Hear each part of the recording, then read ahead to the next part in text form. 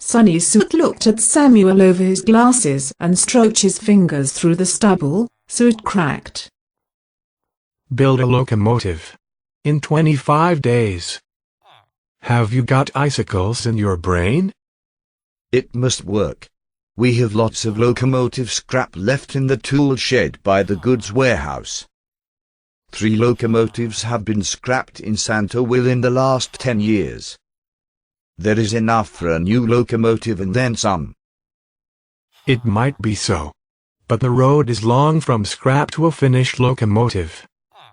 Of course, Susanna and I will help as often as we have the time to do so. And you get your own workshop. We are just breaking down the wall between the waiting room and the old tool shed.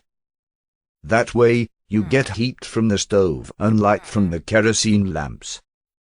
And Susanna gives you coffee and gingerbread as soon as you get hungry. Sonny Soot got something dreamy in his eyes. Locomotives was his life. He really had been a fireman throughout his life, and now he was retired. But as a fireman, he had gotten to know his locomotives from the wheels to the chimney. He had to repair them often, and he knew exactly where every single screw would be. But now, after retirement, he had contented himself with going down to the station and look at the trains. He missed his time as a fireman. It couldn't be helped. If you once had crafted and cared for locomotives, it feels difficult to be without them. Let's do it. It may work or break.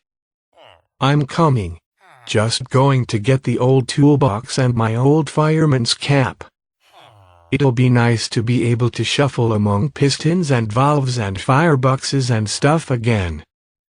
The next few hours became very noisy. There was hammering, sawing, groaning, and walls was overturned.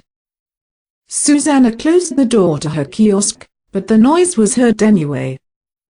When Sonny worked, he did so you would hear it. And Samuel wasn't that silent himself either. Can't you try to be a little quieter? The gingerbread cookies cracks when you're working like that. Sure, Susanna dear. We'll be like small mice with mufflers on their nose. And then he bumped into a piece of a steam boiler, that it fell over a piece of a chimney, that in its turn, knocked down 500 screws from a table. The noise of all that made all Susanna's gingerbread cookies became small crumbs, and barely that. Only late in the evening, when the night express thundered past with its rolled-down curtains, the locomotive workshop was completed. A piece of the wall into the waiting room was gone, and you could look straight into the clutter of scrap iron, rails, scaffolding and ladders. You'll get scared, said Susanna, when she inspected. We must at least have a veil for cover. Otherwise, people don't dare to sit and wait for the trains at Santorville station any longer. And then she went into the station master's quarters and sewed together 5 floral curtains to a very floral and nice big curtain that she hung in front of the workshop. Now no one could see what Sonny Soot had going on. Just here.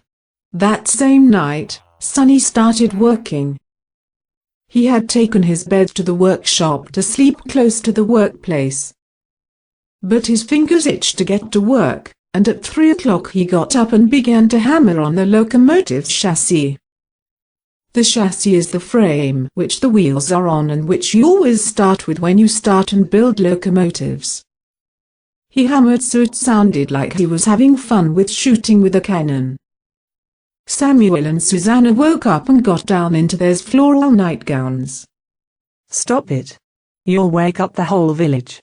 Then they must be so good and wake up then. Because locomotives will be built here in record time, so here will be hammering. You don't sew a locomotive together with needle and thread. Don't you understand that? Yes, said Samuel and Susanna at once, and looked a little lost in their floral nightgowns. Samuel also wore a nightcap, a white knitted hat with a tassel. Station master was embroidered in red on the front. It can be tricky to keep track of what profession you have when you're sleeping. Since you're awake and running about, you can get started and help me. Because you promised to help, didn't you? Yes. But maybe not in the middle of the night. Yes. Yawn. For me, it doesn't matter what time it is. I can't fall asleep again. Neither can I. What should we do? Roll that big wheel over here. The one standing there in the corner. We shall attach the left piston to that. It's a very important wheel. Samuel and Susanna were still quite unwoken. They went to the wheel and started fingering it. But it was heavy and didn't move an inch, however they fingered. How backwards you're doing it. A locomotive wheel isn't a little kitten, which you pat with your little finger. Grab it with both hands and roll it. You still can't carry it all the way here. Samuel and Susanna sighed and tried to remove the yawns. So they put their hands on the wheel and tried to roll it off. The wheel hardly moved.